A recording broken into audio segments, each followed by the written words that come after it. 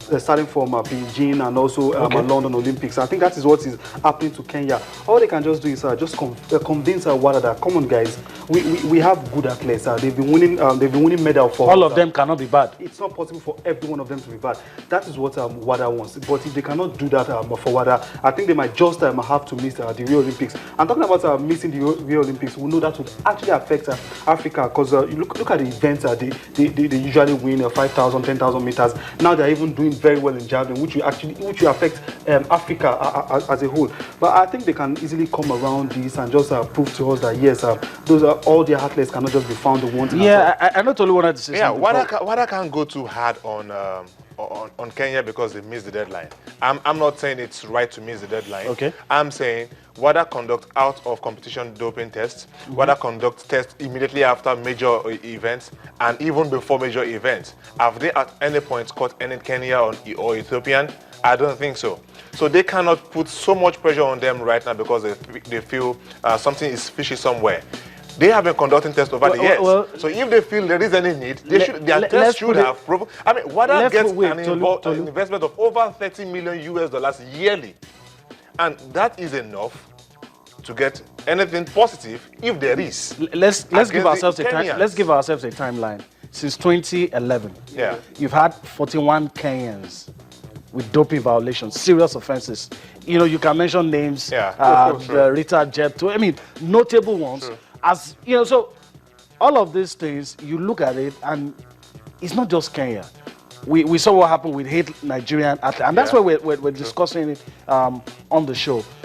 Do you think authorities? Let's just let's stay with Africa now.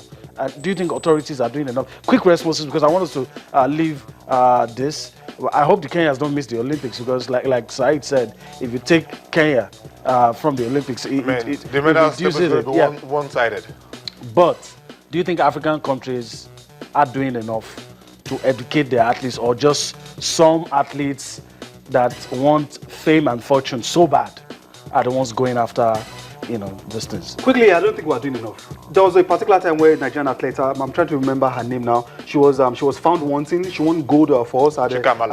Exactly, and she said she didn't even know what she took was even steroid. And we're not doing enough to inform our athletes. We're talking about education here now. Just tell these athletes, these are the things you should take, these are the things you should not take, and make it official for these athletes. Then the ones that go ahead and still take these things that are against the rules of the game, then you know that you have told these people, then they still went ahead and took it. Yeah, and to support Tolu, WADA admits that Kenya has made some progress, but more is still required from the Kenya. And to me, I think that's the African story. Generally. That is just it. I mean, that is the peculiar thing about Africa.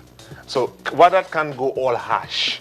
You give them an extended deadline. Let's see if they don't clean it up. Now, if they can clean it up and meet the next deadline, now you know that there's nothing fishy. And let's have the dirty athletes out of the game, perhaps. And let's keep the clean guys and give them a chance to win and make the fame and fortune they want and desire from their beloved sport.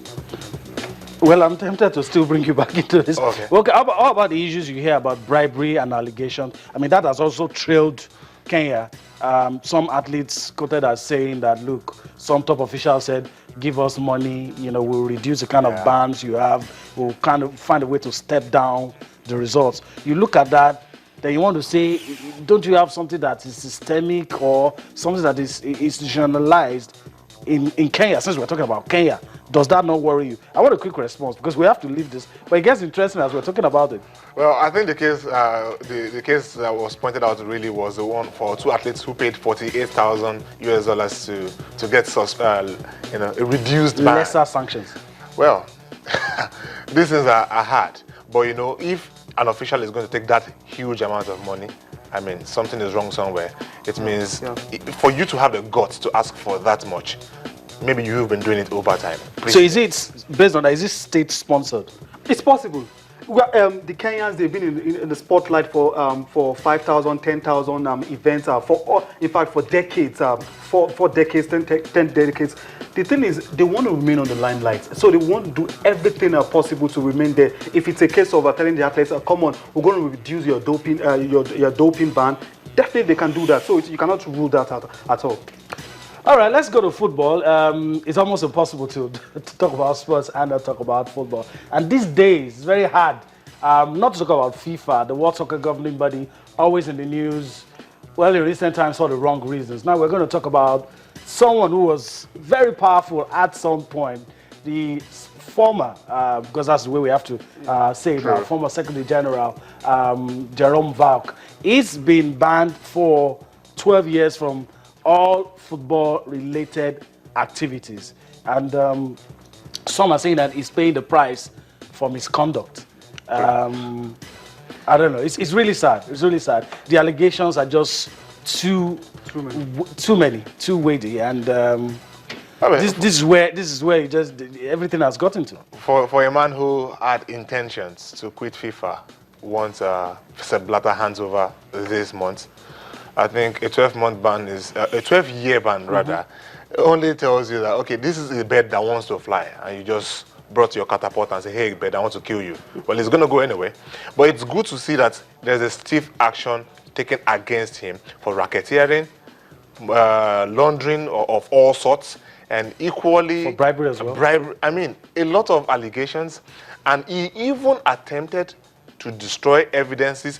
Those were for those he was unable to destroy, according to the FIFA release. So this is a man who has committed a whole lot of crime, who represented FIFA at the biggest stage. After the president, we're talking of the Secretary General, for God's sake, and this is Jerome Valk, and he messed up big time, just like every other heads of continental football who have messed up over time, Jack Warner, Chuck Blazer, and the likes of them. So he's just one of them, and he seems to have done things that are not in the interest of FIFA. Now, for any organization, when you have a top official who's not doing things in the interest and the progress of the organization, the best thing is to have that individual out. But for Jerome Valk, I think he did way too much. Way too much. Said, before we go on a break, there's been no reaction from him. I've been trying to see. I mean, in times past, you don't expect a reaction. Yeah, but it's why I'm saying something. Okay. He's saying with today's decision, FIFA Ethics Committee has shown that it is not credible, independent, or objective at all.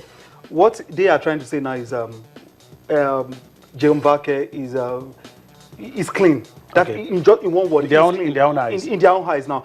The thing is, even if he catch a thief, no matter what, he will have something to say to defend himself. Okay. Now, what he is saying is that reason to do it. Exactly. What he is saying is that everything I've done for FIFA is in the interest of FIFA. No personal interest here at all. We had issues of even taking private jets on personal trips here and there. But for Jerome Valk, it's actually saddening. This is someone I admire so much, even the name and everything like the matters that comes with Jerome Valk. But so sad. Now it's just a case of buttressing what the U.S. Attorney General said last year, that come on guys, if you have not been caught, just cool down, we're coming for you. Now it's a case of clean sweep in FIFA. All right.